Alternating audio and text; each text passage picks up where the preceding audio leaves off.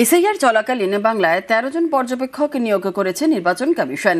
একজন special roll observer, ১২ জন electoral roll observer. আর জানি এখন রাজনৈতিক তরজা তুঙ্গে।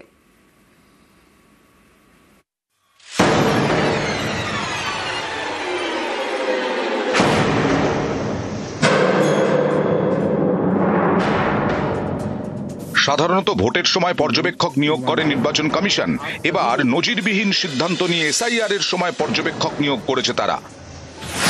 এসআইআর এর কাজ করতে ইতিমধ্যে ভিন রাজ্য থেকে ৩ অফিসারকে পাঠানো হয়েছে পশ্চিমবঙ্গে। এরপর আরো ১২ জন ইলেকটোরাল রোল পর্যবেক্ষক নিয়োগ করেছে কমিশন। তারা এই রাজ্যেরই অফিসার। স্পেশাল রোল অবজারভার বা বিশেষ পর্যবেক্ষক হিসেবে নিয়োগ করা হয়েছে সুব্রত গুপ্তকে। তিনি রাজ্যের প্রাক্তন অফিসার।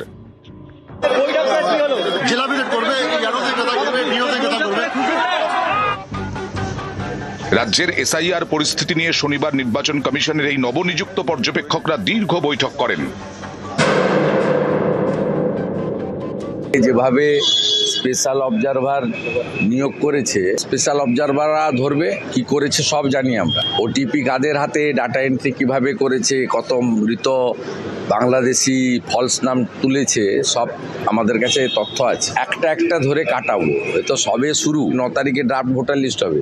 অনেক লম্বা ২ মাসের লড়াই। যদি কেউ এটাকে মনে করে এটা মানসিক একটা চাপ দিচ্ছে এই রাজ্য সরকারের উপরে, তাহলে এটাতে আমরা বিচলিত নই। এত লাফালাফি করে তো লাভ নেই। আপনারা যদি মনে করেন যে চিফ ইলেকশন কমিশন কিংবা ইলেকশন কমিশন আপনার নির্বাচনী বৈতরণীটা পার করবে, এটা খুব দুঃখের বিষয়। বিহার তো প্রতিবাদ করেনি, বাংলা বুঝতে পেরেছে। নিউজ 18 বাংলা।